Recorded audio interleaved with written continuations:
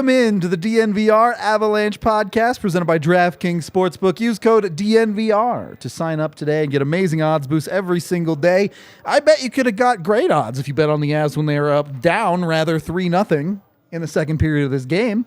Maybe someone made a ton of money. I don't really know, to be honest. I'll tell you this, I was not a believer. I did not think the Avs had this win in them. And I am very, very happy to be wrong about it. Gut check time. We'll get into it. Let me do my 60-second rundown, which is going to be a 120-second rundown because there's way too much stuff in this game. 120 seconds. Book it. I'm going to do my best here. First period, I think, was actually pretty even at 5-on-5. Unfortunately, the Avs let the power play chances get away from them. They go 0 for 3 in the period, and Edmonton eventually gets the 1 5-on-5 goal there. Warren Foegele was a menace to the Avs tonight in many ways, both taking penalties and scoring goals. He gets the first one. Second period, I think the first 8 to 10 minutes of that period, the wheels came off a little bit for Colorado.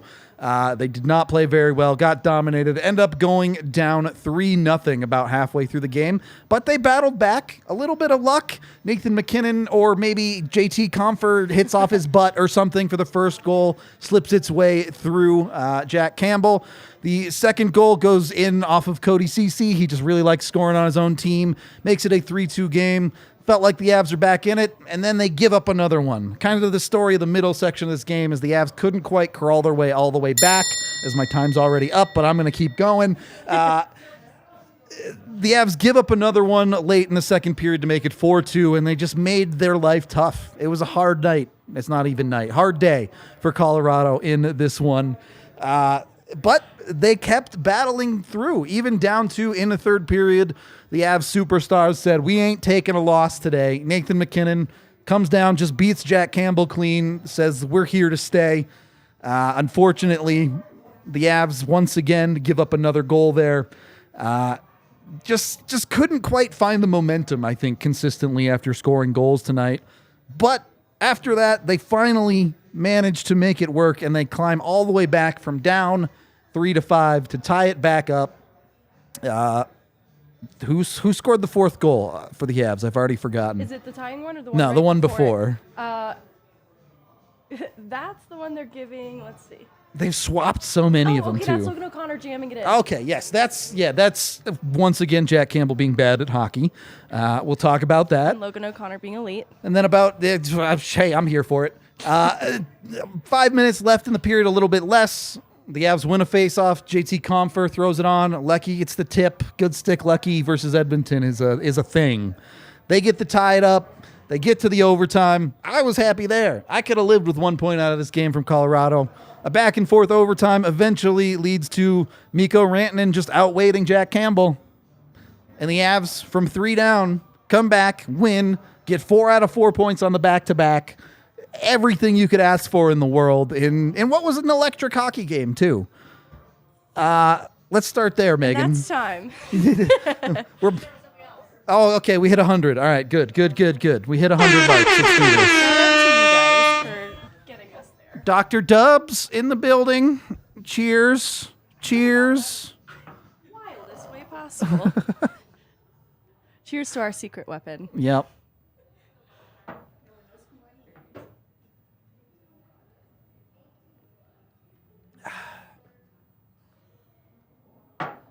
Let's go. Oh, there's a very close angle of me doing this. I can't even hide it. While Megan finishes her shot over there. 3 hours later. This was a blast of a hockey game. I think we talked about it a little bit at the watch along. At times, super frustrating for Colorado fans, but two good teams going at each other, and the Avs, while they made their life hard, they also consistently found a way to keep themselves in this and get the job done. Megan, is this a statement win for Colorado? Is this a, hey, we're putting the league on notice? Or is this just one good win in a vacuum? It absolutely feels like a statement coming on the heels of a Minnesota game that unfolds similarly, though the caliber of competition that they faced with Edmonton was significantly higher. So they had an even steeper mountain to climb, but now stringing together wins Minnesota and Edmonton in unlikely games where they did not look like the better team for significant portions of the game, it absolutely feels like a character win that, as Bednar alluded to recently, this could be the fabric of this team's identity. They just have to do it consistently enough to prove as much, and this is trending in the right direction. Look, I don't think I'm going to ask any team to come back from 3 goals consistently, but certainly the effort level they put in tonight is what you want to see. I think it was pretty evident at times tonight they didn't have their legs, but they pushed through it, and I think they got a little help at times, but when you find a way to win, life feels a whole lot better than when you find a way to lose. I'll put it that way. As Colorado has been on the receiving end of this a few times this year. So great all the way around there. Megan, take me through your thoughts, starting with the first period. Avs do ultimately get a power play goal in this game eventually, but didn't look great in the first to me. It was a deflating first period. It felt like they still could climb back into this game, the Avs, that is, but because they were unable to capitalize on, was it 3 chances just in that frame? I don't think they got a power play you're goal. right. They didn't score on their fourth one either. We talked about in the pregame, my neutral special teams. Like, do they win the battle, lose it, or just not really do anything? And they don't. Like, their kill is fine, and they also don't score on the power play. It's kind of exactly like we predicted. Well, you nailed it with more than their one penalty kill was quite good. Yeah. But they did a very good job of not putting themselves in the box against a good power play team in Edmonton. So credit to following the game plan on that front for Colorado for sure. I really don't have that much of a problem with the first period. You would like better on the power plays, I think. But a lot of this game just kind of felt like this was the way it was going to go. The Avs were set up for a scheduled loss. Edmonton was getting some of the breaks with the goals, with the Avs not doing a great job of finishing early. So I wasn't sweating it that bad. They could have played better.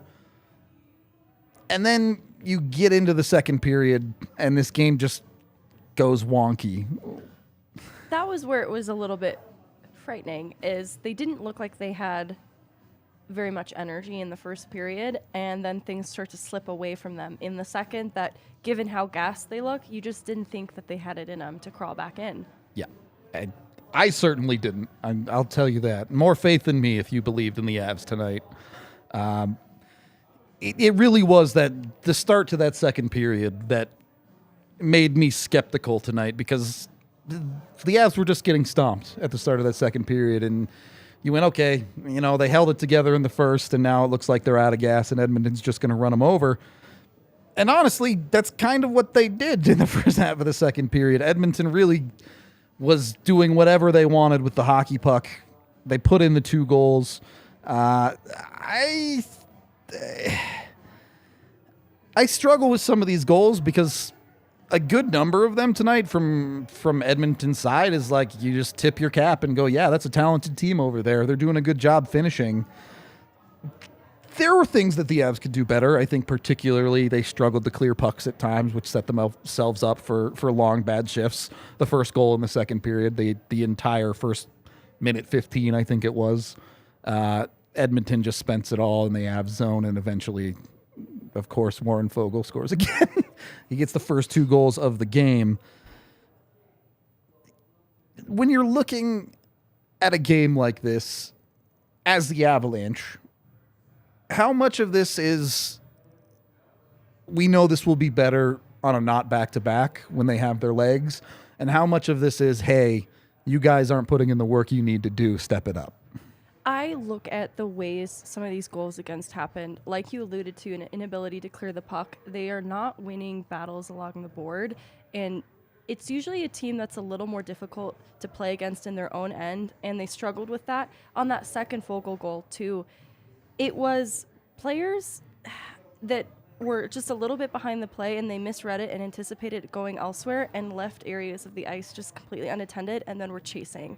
They got caught puck watching a little bit, and I think that points to tired legs in this situation where there's a couple actually that are coming to mind as I'm thinking of this, where players who ordinarily have no effort issues were just a step behind or caught floating a little bit lost in space. And that's Edmonton's not fifth typical goal, of them. for sure. Yeah. I'm thinking, yes, because that might be the one specifically Manson comes to mind, and he's not the only player responsible for this in this game. It's kind of just a team-wide thing that was noticed, and that's why they spent a lot of time in their own end and why we can be a little critical of their D-zone coverage tonight, because they spent a lot of time there.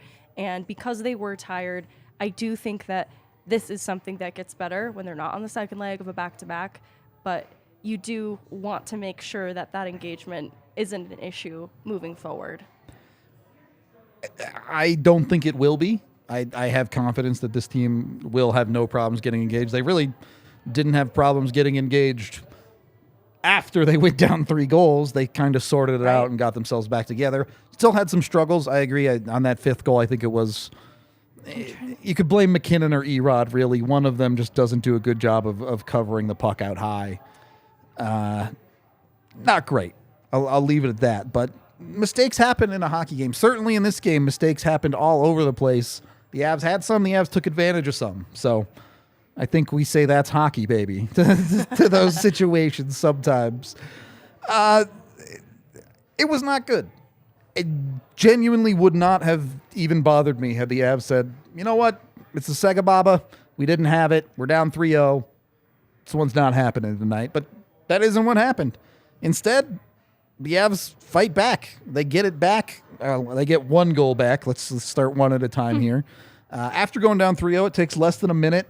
They're crediting it to JT Compher. We've both watched this goal back a number of times. It might hit him. We can't really tell. But this is Nathan MacKinnon that creates this play, regardless of who scores it. We didn't give, I guess, the way we've been doing things, Nathan MacKinnon would be our prince of the game for this one.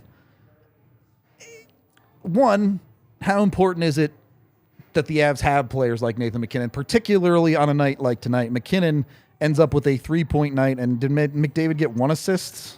Or did he end up with no points? Let me check really quick. Yeah, 1 assist for McDavid compared to McKinnon's 3 points. Winning the superstar battle, how big is that for Colorado? Well, it's huge because they don't have all their superstars either. The spotlight becomes a little bit brighter than on a Rantanen or a MacKinnon in this game for that reason. But it's also like...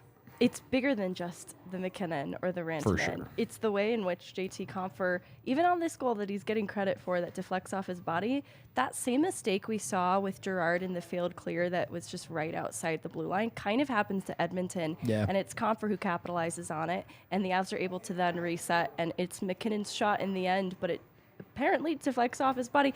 That is the kind of play, though, that the superstars work because the other players are working with them. And that point. Asks Val Nichushkin to be in the right place at the right time and score a weird goal, gets credit for it. But the Lehkonens being in the right place at the right time supports their superstars, and I think that's why they're successful.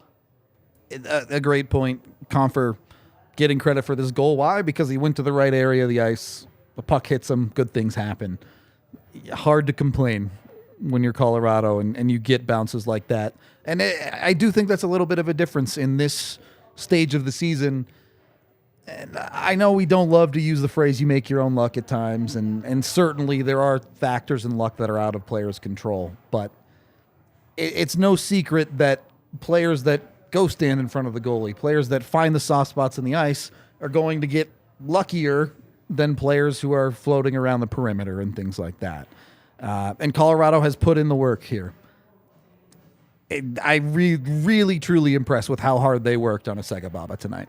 I am too. Even looking at the goal that follows it, the weird one that gets credited to Val Nichushkin, that starts with Nathan MacKinnon. He just anticipates transitional hockey, and he starts in his own end, creating that opportunity, an odd man rush up ice, which the Avs allowed their fair number of odd man rushes, but they were also still seeking them out and to create their own. And even when they were down, that's where you see the engagement, the effort, the heart, and that's also what ultimately helps them to win.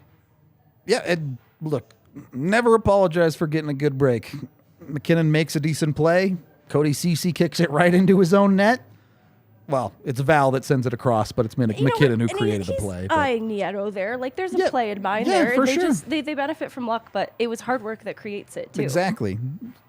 If Nieto isn't putting the pressure on the back door there, CC probably just catches that puck and it's going the other way.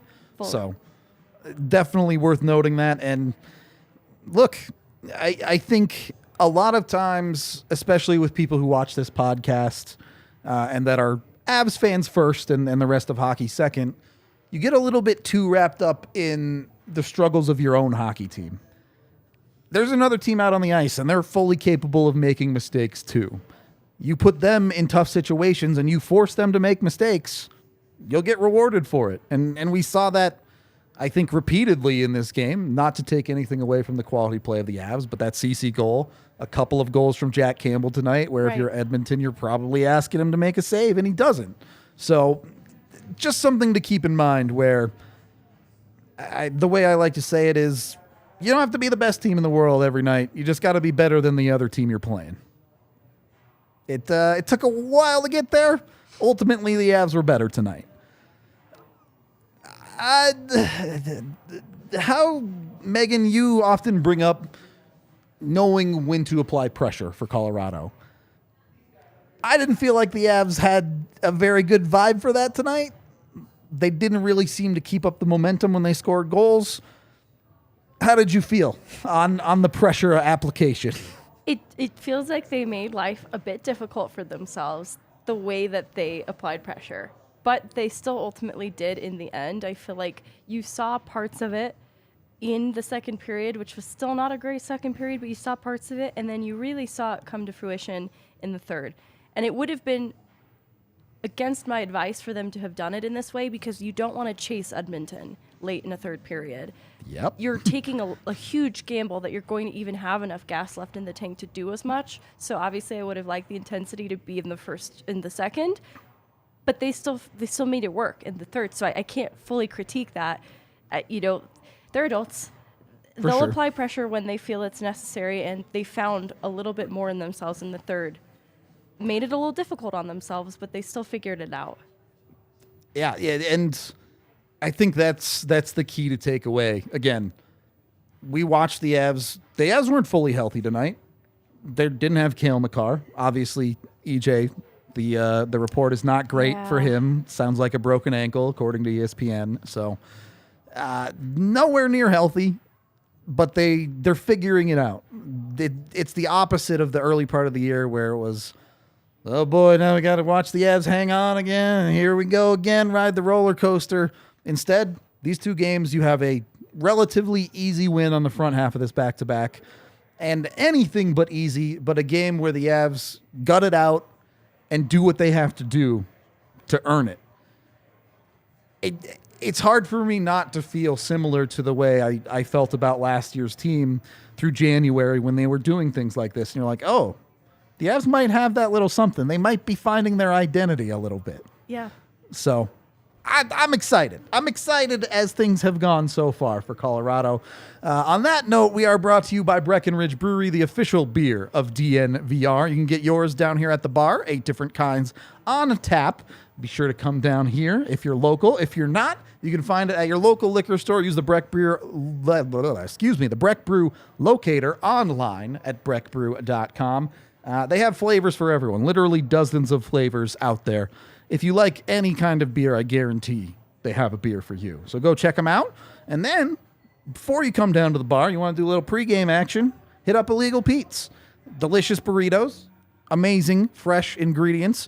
They'll help you out with whatever you want. If you're vegan, vegetarian, they got options. If you're on diets like paleo or keto, they've got options. So no matter what, you're covered by an Illegal Pete's burrito. I mean, it still counts as a burrito if it's in a bowl, right? Like, yeah. I'm counting it.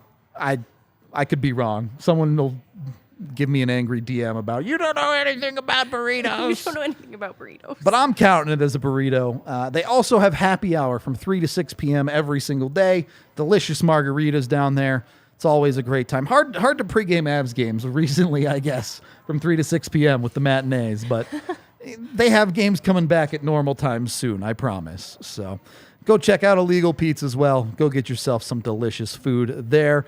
For the podcast itself, next week, Thursday next week, we are doing Roast My Rosters. So... I've seen some really good ones already. Oh, coming boy. through. Oh, boy. Be sure you're going over to Cap Friendly. You can use their Armchair GM tool to make your own Avs roster with whatever trades you want to put on it. Be sure you put DNVR in the title so we know to check. And we will have a big old fun show. We'll bring our rosters too. We'll all make some stupid or intelligent trades depending on how you feel about it.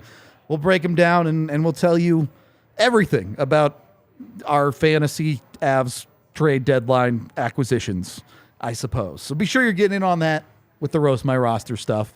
Back to this hockey game. Let's talk about Alexander Georgiev tonight. Give up 5 goals. Obviously, that's not going to look good on a score sheet. I don't know if I really have a big problem with him, though. The only goal I'd say maybe you want back is the 4th one from Edmonton, the Tyson Barrie one near the end of the second. A shot that just kind of finds its way through from the blue line. I didn't like that one. I didn't love the Janmark goal. Janmark, sorry. Don't know what that is. Fully made up a person. But I didn't like those 2 goals, and the others I don't have too much issue with. He still ends up being, in the goaltending battle specifically. Yeah. He comes up with the saves necessary to win this game. If you look at where the chances were created from largely for Edmonton, a lot of it comes between the hash marks, and that's a difficult area to make those important saves. But you saw that in Georgiev late in this game too, stopping incredible chances from Connor McDavid. That is a tall order. That blocker save was huge. Exactly. It's a tall order, and so it's not a perfect game from Georgiev, but it was good enough.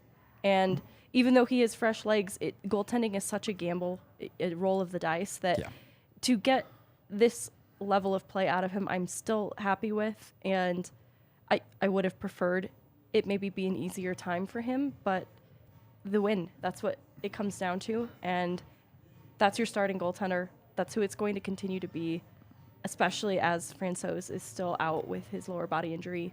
Yep. I can live with that. And it's funny.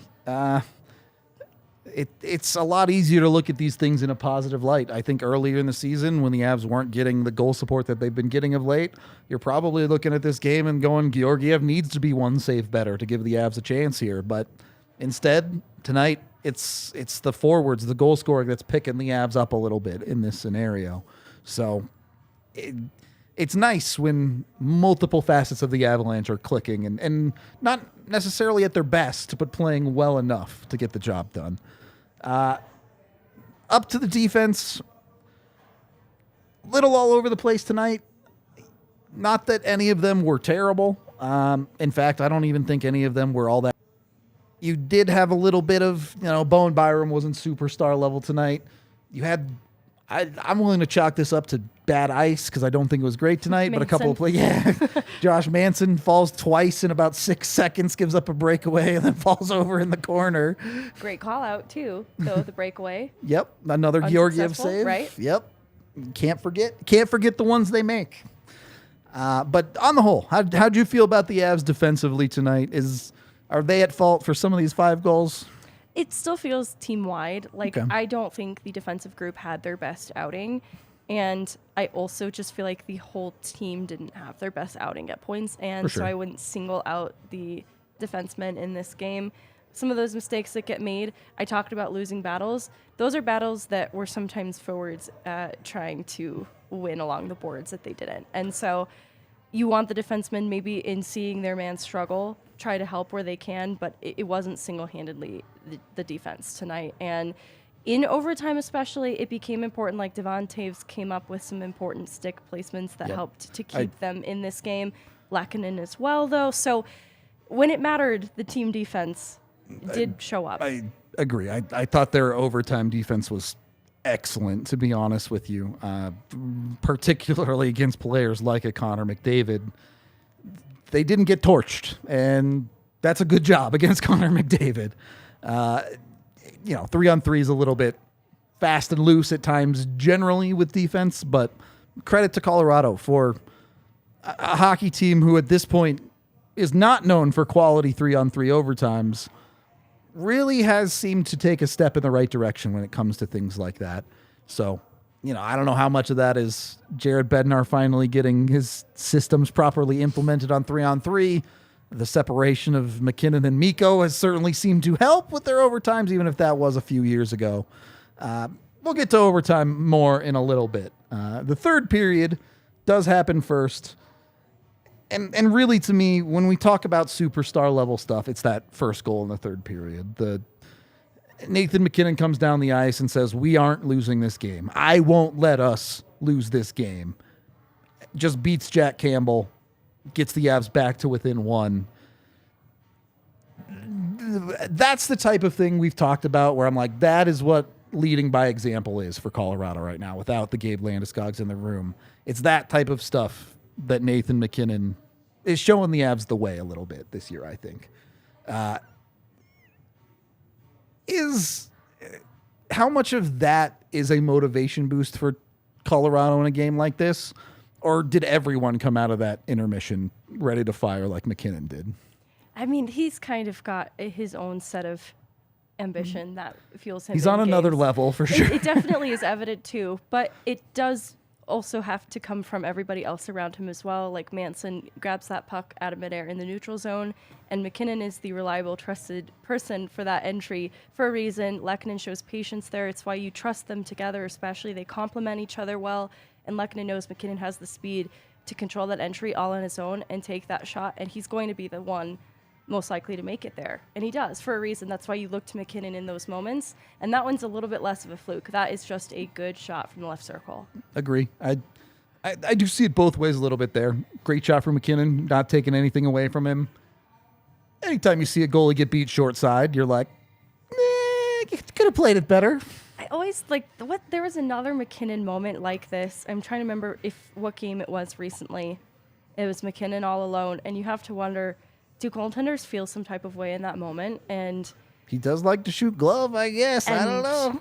Just misread the situation because it's Nathan MacKinnon. It must be nice to be that good that you're in other people's heads. I wonder, right? I might be reading too much into that, but he does seem to have that ability because it's not the most unexpected thing. That's actually what Nathan MacKinnon does. And goaltenders probably know this. Yep. They're, it's the value of having a true superstar on your team is things like that, things you see not just from the goaltenders, but from defensemen even, who you have to respect Nathan MacKinnon's ability because he's proven if you try to step up on him, he can beat you. So he's given space, he's given time, he's given lanes that some other players might not be because they haven't earned them yet. And those lanes are great, but you have to take advantage of them. MacKinnon did that in this hockey game. Again, that's why he's our prince. Again, Avs do get in their own way, though. They give that goal back just about 3 minutes later with the Janmark goal. Megan, is there some particular you didn't love about this one? Just Georgiev? Or I just didn't think where he was. He was just kind of like in the slot, not really much traffic there, screening Georgiev. And the play didn't unfold so quickly that he couldn't have had eyes on Janmark. Wasn't an all-world shot. It just felt like a less dangerous area for him to have taken that from that I think Georgiev could have read just a little bit better. Yeah, but not. There's a lot of goals that there's 11 goals in this game. I 100% agree. Again, that is the type of play where I think you're asking your goalie to make a save because there were errors in front of him. Janmark is not covered. Again, whether it be Erod or MacKinnon who messed up the switch with the puck carrier, just don't cover the guy. You don't love that, but if a guy has the puck and is shooting on your goaltender unscreened, you want to see better there too. So there's layers to everything, as they say. And poor play. The one thing I will say is I do think the Avs did a good job of containing their poor play, compartmentalizing it. They have a bad shift. They give up a bad goal. They put it in a box, and they move on to the next portion of this game. Because they just continued to find ways to play effective hockey, even if it wasn't the most pretty, even if it wasn't the best. It was good. That's what I love about how the Logan O'Connor goal happens, too, because it's born through hard work and persistence, just jamming a puck in right between the posts there. And you don't know if that's going in or not, but you have to try if you're Logan Oh, O'Connor. of course. And it pays off. It shows, too, that they weren't counting themselves out of this game. That's where you see the effort, too, that they're still continuing to push, and they get rewarded. Yeah, and look, mindset is as important as anything. There was never any doubt in the Avs' mind that they could win this hockey game, and they did. There's doubt in my mind. That doesn't matter. Look, if I was out there, the Avs aren't winning this hockey game. Not because I can't play hockey, but because I would have given up. Straight up. The Avs didn't. They 100% believed in themselves this whole way through. And I think there was a little bit of proving it, not just to us, the fan base, to the league. There's a little bit of proving it to themselves tonight, that they can do this, that they can get over these humps and beat these challenges as a hockey team this year. Megan, we got to come up with a name for the Avs identity this year. You're the big champion of they hadn't found it a month ago. Are they slowly finding it at least?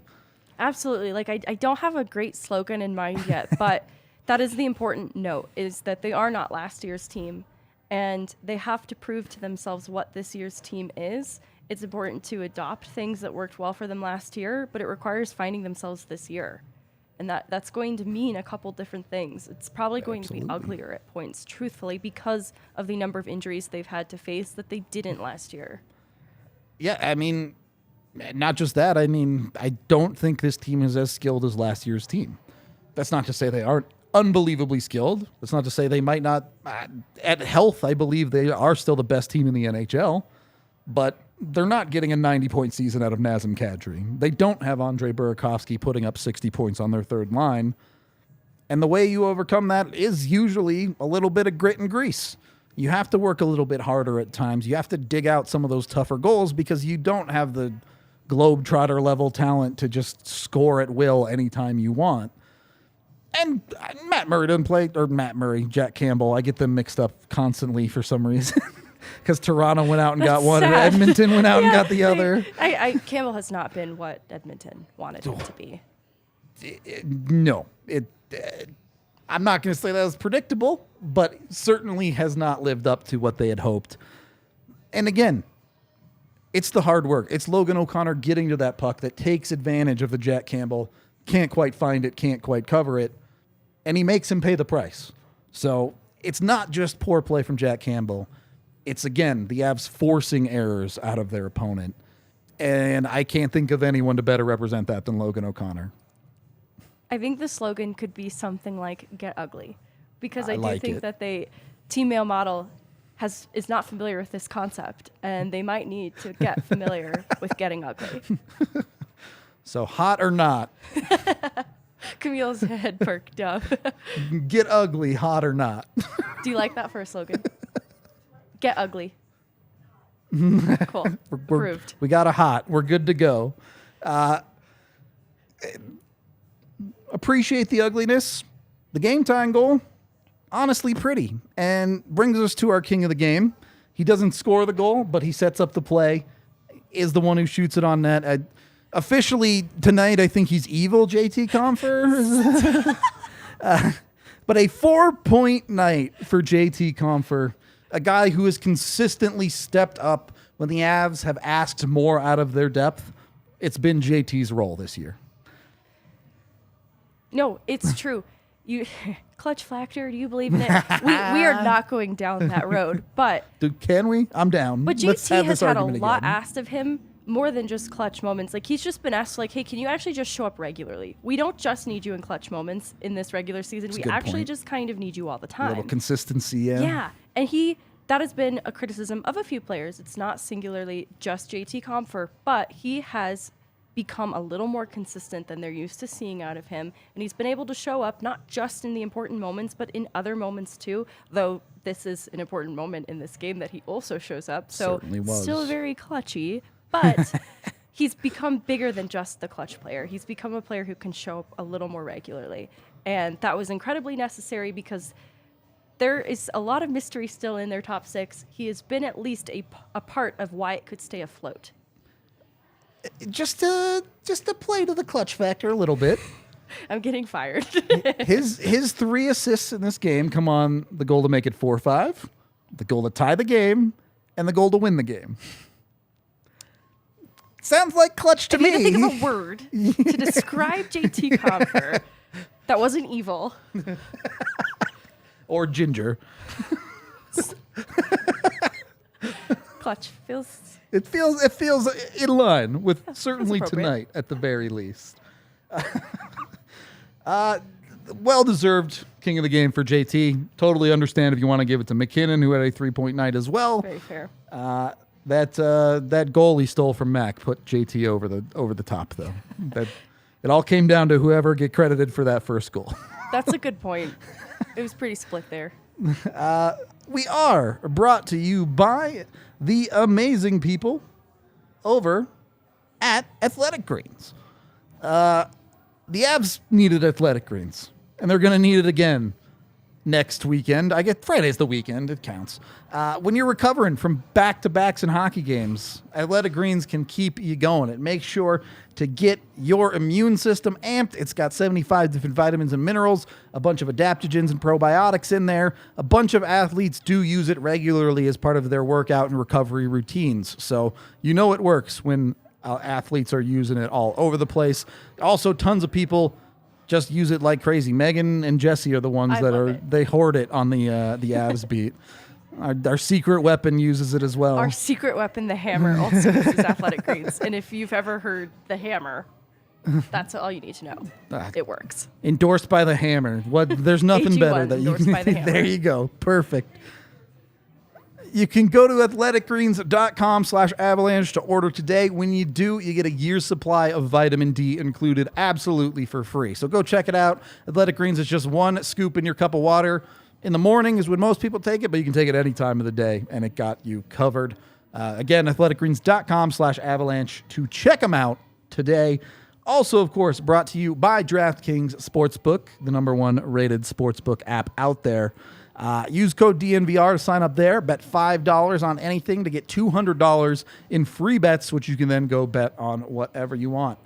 And I feel pretty good about splashing some cash on the Avs right now. If I were you, splashing some cash on JT Compher to be clutch for the Avs. You know, you get down and late in a tie game, maybe just throw a couple bucks at JT, see what happens.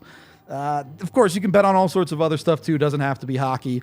Nuggets are a pretty easy bet right now. They're pretty good this year. If you haven't heard, which football league started up? Is it the XFL or the USFL? You are asking the wrong person. I'm also the wrong person. I don't know. But there's always football to bet on too. So check them out. Must be 21 or older. Colorado only. Other terms, restrictions, and conditions apply. See the show notes down below for more details. Of course, you have a gambling problem, call 1-800-522-4700. Use the DNVR code over at DraftKings. Third period of the DNVR Avalanche podcast. First of all, does Lecky just have some magic against Edmonton? That's a great point. I don't know what it is about Lehkonen, because he also is a player that can quietly show up in important moments, whether it be what he brings to the table defensively or just having his body be abused repeatedly. Well, and I was thinking too, just like back to the placement thing of being in the slot at the right moment.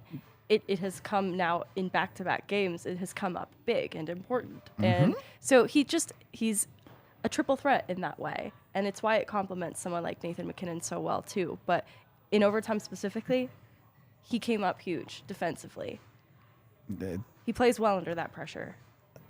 Especially with Landy out, is Lecky the one forward you would choose to defend Connor McDavid? Yeah, because I would also put Val Nichushkin in that conversation. For sure. And he actually looked pretty good in overtime as well, but because he hasn't been quite back at 100%, Lehkonen's been that guy. Especially against someone like McDavid, where you know Nichushkin's issues have been with foot, ankle. Right. You need the mobility, foot speed of Lehkonen in that situation, and he has that. He's compact. Small package, big bomb. I don't know. Big bomb.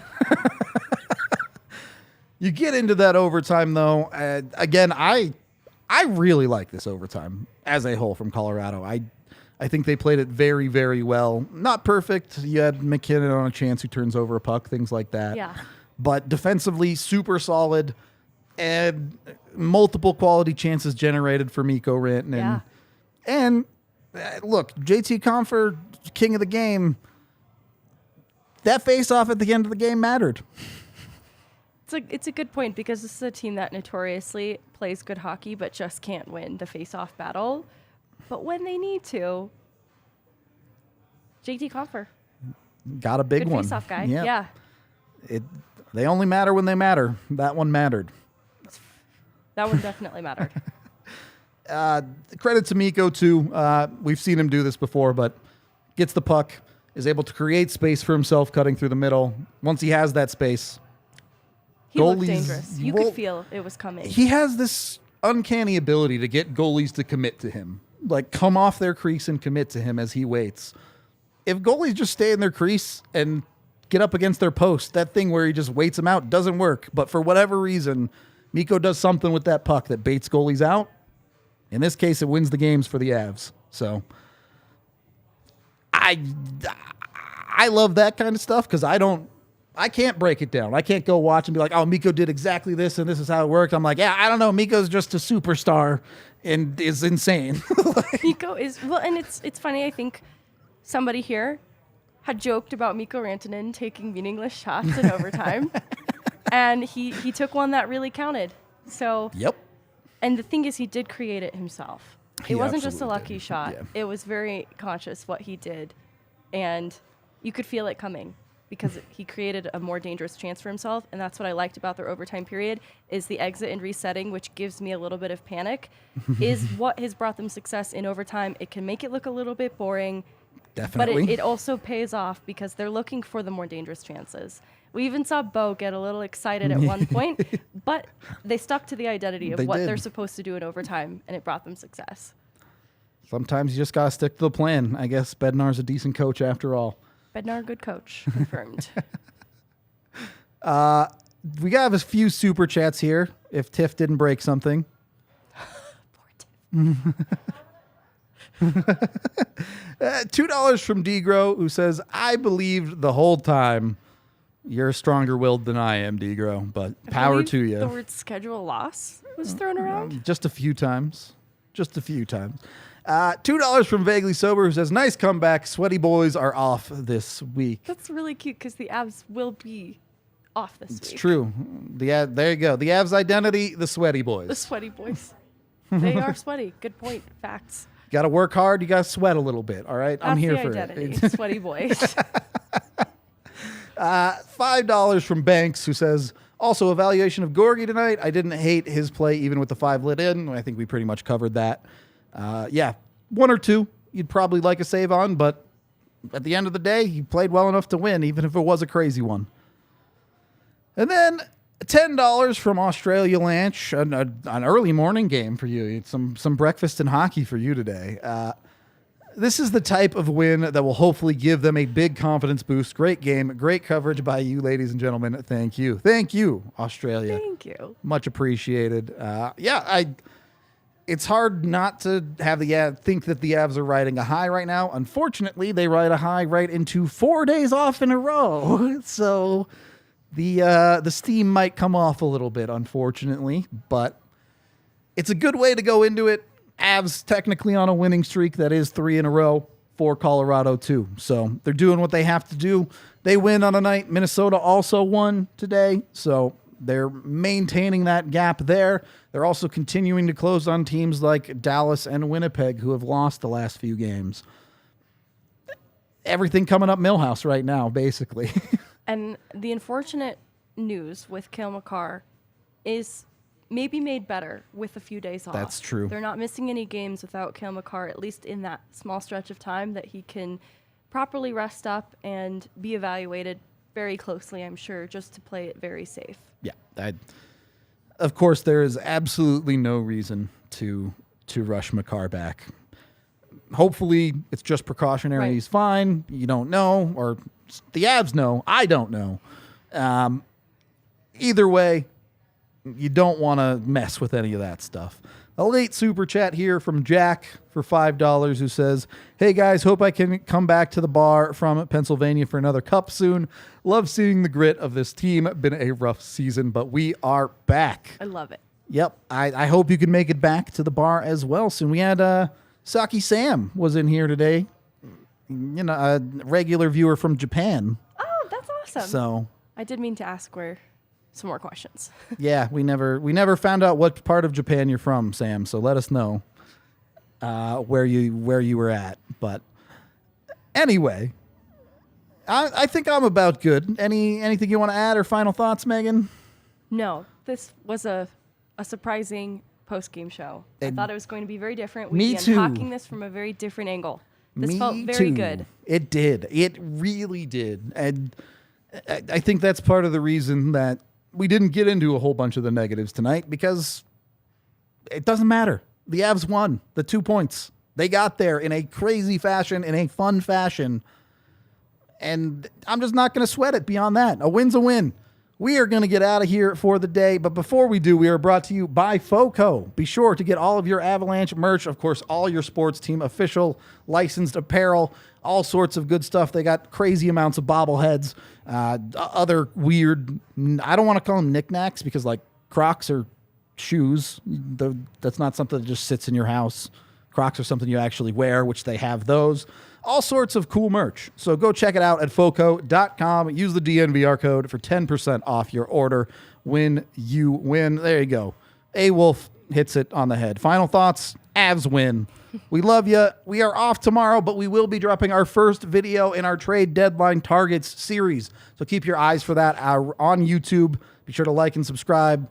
Go watch it when it releases tomorrow. We'll be back on Tuesday. I think we will have quite a bit of trade deadline talk this week, including that Roast My Roster on Thursday. We love you, and we will talk to you on the next one.